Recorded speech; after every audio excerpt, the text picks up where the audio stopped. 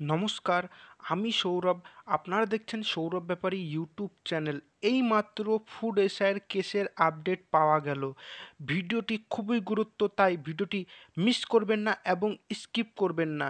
এবং এই চ্যানেলে চাকরি সম্পর্কিত সব রকম নিত্য নতুন আপডেট দেওয়া হয়, তাই চ্যানেলটিকে সাবস্ক্রাইব করে পাশে থাকা বেল আইকনটি প্রেস করে দিন। এবং পিএসসি ক্লার্কশিপ এবং মিসলেনিয়াসের ক্লাস নিয়ে থাকছি আমি। এই ভিডিওটির শেষে সেই ক্লাসটি ডেসক্রিপশনে লিংক দেওয়া থাকবে, আপনারা দেখে নেবেন। তাহলে চলুন দেরি না করে আপডেটটি দেখে নিই। দেখুন, মন দিয়ে দেখবেন। WPS/9071/2024 food SI case update. আজ 22 মে 2024। গত শুনানিতে 22 তারিখ এর মধ্যে সিআইডিকে তদন্ত করতে বলা হয়েছিল এবং আজকের ডেট এ কেসটাকে লিস্টিং করতে বলা হয়েছিল, কিন্তু সরকার পক্ষ থেকে এখনও সেরকম কিছু জমা দিতে তারা পারেনি। তাই কেসটা এখনও স্টে পড়ে থাকবে। এখনও পর্যন্ত তাদের পক্ষ থেকে কিছু জমা দিতে পারেনি, কেসটা স্টে পড়ে থাকবে। আর আজকেই কেসটা ওঠার কথা বলা ছিল।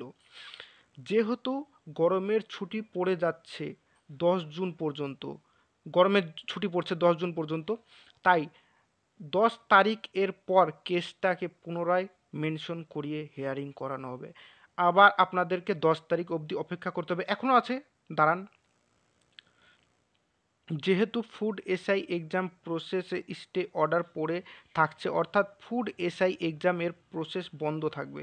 ফুড এসআইয়ের প্রসেস কিন্তু বন্ধ থাকবে, তাই চাপটা ওদেরই বেশি। যত তাড়াতাড়ি হেয়ারিং করানো যায় আশা করছি সামার ভ্যাকেশন এর পরেই হেয়ারিং হবে। এর মাঝে যে কোনো আপডেট পেলে আবার গ্রুপে জানিয়ে দেওয়া হবে।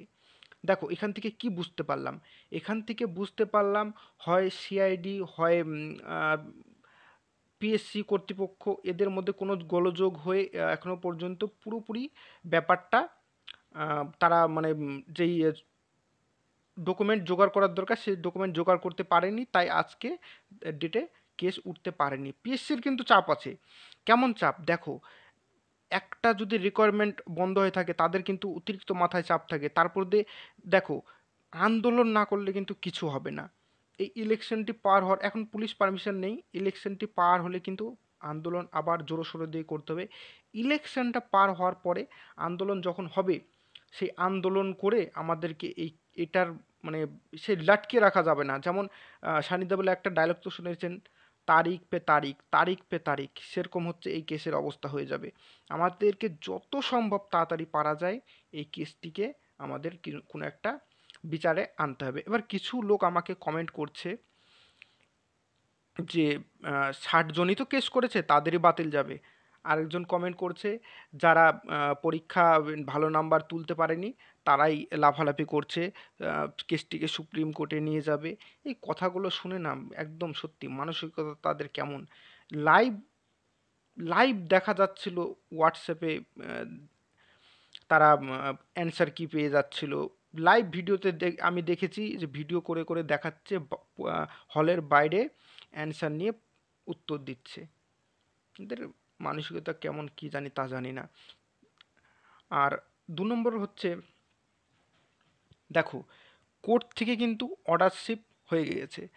আর কোর্ট থেকে রাজশেখর মান্তা স্যার আমাদের পুরো বক্তব্য শুনে তিনি বলেছিলেন যে কেসটি ক্যান্সেল করার দরকার। 60টি, এখানে একজন বলেছে 60টি এফআইআর কী হবে, কিন্তু রাজশেখর মান্তা স্যার কিন্তু 7টি, মানে 60টি এফআইআর শুনেই কেসটি ক্যান্সেল করতে বলেছেন। কারণ তিনি যথাযথ ডকুমেন্ট দেখেছিলেন, দেখে বলছিলেন যে এখানে তো দুর্নীতি হয়েছে, এই কেসটি, এই এক্সামটি ক্যান্সেল করার দরকার। কিন্তু পিএসসির কর্তৃপক্ষ বলেছে আমাদের কাছে 60টি আছে, আমরা একটু সময় চাই। তো সেই জন্যে রাজশেখর মান্তা এটা অরিজিনাল কিনা তার জন্য সিআইডির কাছে তদন্তই দিয়েছিলেন। এবার কিছু লোক কমেন্ট করতে পারে যে সিআইডি কেন, সিবিআই কেন না। দেখো, এটি একটি ছোট ব্যাপার। সিবিআই কখন আসে? যেমন এসএসসির কেসে কি হয়েছিল? এসএসসির কেসে তারা জয়েন্ট করে, এসএসসিতে দেখো কত হাজার কর্মী, মানে শিক্ষকরা জয়েন্ট করে এবং তারপরে তারা বেতনও পেয়ে গেছে, 6 মাস 1 বছর যাই হোক কাজ করে যা বেতন পেয়ে গেছে, প্লাস তারা সাদা খাতা জমা দিয়ে চাকরি পেয়েছে। এবং সরকার কিছু তৃণমূল কর্তার খবর থেকে নাম পেয়েছি, তৃণমূল কর্তার চেলা চামুন্ডারা 10 লক্ষ 15 লক্ষ টাকা করে তাদের কাছ থেকে টাকা নিয়েছে। এবার এইসব কেস হ্যান্ডেল করে সিবিআই। আর সিআইডি কি, সিআইডি রাজ্যের যেসব কেস যেগুলোর দরকার, যেমন আমাদের এই কেসটি, ফুড এশিয়ার কেসটি, এখন আমাদের যদি দুর্নীতি বের করে দিতে পারে সিআইডি, তাহলে পরে এই কেসটি ক্যান্সেল হয়ে যাবে, পরে আবার নতুন করে এক্সাম নেওয়া হবে। তাহলে আমাদের এখন কি বোঝা যাচ্ছে, এখন মেন পয়েন্টগুলি দেখে নাও। 22 মে ওঠার কথা ছিল, অর্থাৎ আজকে ওঠার কথা ছিল, কিন্তু সিআইডিকে তদন্ত করতে বলা হয়েছিল এবং আজকের ডেট এ কেসটাকে লিস্টিং করতে বলা হয়েছিল, কিন্তু সরকার পক্ষ থেকে এখনও সেরকম কিছু জমা দিতে পারেনি। সিআইডির পক্ষ থেকে অর্থাৎ পিএসসির পক্ষ থেকে কিছু জমা দিতে পারেনি, এখন স্টে পড়ে থাকছে। আর যেহেতু গরমের ছুটি পড়ছে, জানোই আমাদের এখানে 12 মাস 13 দিন ছুটি, সরি 12 মাসে হয়তো 13 মাস ধরো 1 মাস ছুটিতেই চলে যায়। আর গরমের ছুটি যখন যাবে 10 জুনের পরে আবার যখন সব কিছু চালু হবে, তারপরেই এই কেসটি হিয়ারিং করানো হবে। আর যেহেতু ফুড এসআই এক্সাম প্রসেসে স্টে অর্ডার পড়ে থাকছে, অর্থাৎ ফুড এসআই এক্সামের প্রসেস বন্ধ থাকবে। এখন কিন্তু বর্তমানে ফুড এসআইয়ের পুরো প্রসেস বন্ধ থাকবে, মানে রেজাল্ট প্রকাশ হবে না, কিচ্ছু প্রকাশ হবে না। এখন 10 জুন অবধি তোমরা একদম টানা নিঃশব্দে একদম আরামসে থাকতে পারো। 10 জুনের পরে যখন সামার ভেকেশন কাটানো হবে, তারপরে হিয়ারিং হবে। হ্যাঁ, এটা গ্যারান্টি, হিয়ারিং হবে। কারণ এটা শুধু তোমাদের চাপ না, তাদেরও চাপ আছে, তাদের কিন্তু রিকোয়ারমেন্ট আটকে আছে, তাদেরকেও রিকোয়ারমেন্টটা বের করতে হবে। বুঝতে পারলে? এর মাঝে যে কোনো আপডেট পেলে গ্রুপে জানিয়ে দেওয়া হবে। এই আপডেটটি নেওয়া শুভঙ্কর স্যারের কাছ থেকে। তোমরা যদি আপডেটটা পেতে চাও শুভঙ্কর স্যারের চ্যানেলে যেতে পারো, বা হোয়াটসঅ্যাপ গ্রুপের থেকেও পেতে পারো, বা আমার এই ভিডিওতেও।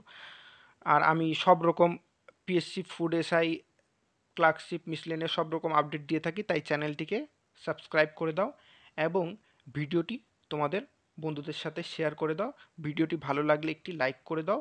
আর আমি তোমাদের ক্লাস নিচ্ছি প্রতিনিয়ত, তো ক্লাসের লিঙ্ক ডেসক্রিপশনে দেওয়া আছে, সেই ক্লাসটি এখন বর্তমানে জিকের ক্লাস নিচ্ছি, জিকের ক্লাসটি দেখে নাও। আর যদি কোনো অসুবিধা হয় বা কিছু যদি তোমাদের কোয়েশ্চেন থাকে, তোমরা আমাকে কমেন্টে জিজ্ঞেস করতে পারো। আর কিছুদিন পরে আমি তোমাদের জন্য একটু খাটনি করে পিডিএফ তৈরি করব, জিকের পিডিএফ, কিছু সামান্য পয়সায় আমি সেগুলো তোমাকে দেবো। অল্প পয়সা, বেশি না। তার কারণ হচ্ছে সেই তৈরি করতে একটু চার্জ লাগে, তো তোমরা তার জন্য চ্যানেলটিকে সাবস্ক্রাইব করে রাখো। যখনই আমি পিডিএফগুলো রেডি করব, আমি হোয়াটসঅ্যাপে লিঙ্ক দেবো, সেখান থেকে তোমরা নিতে পারবে। আশা করি তোমরা সব কিছু বুঝতে পারছো, আশা করি তোমরা সব কিছু বুঝতে পেরেছো। ওকে, এই পর্যন্তই, ধন্যবাদ।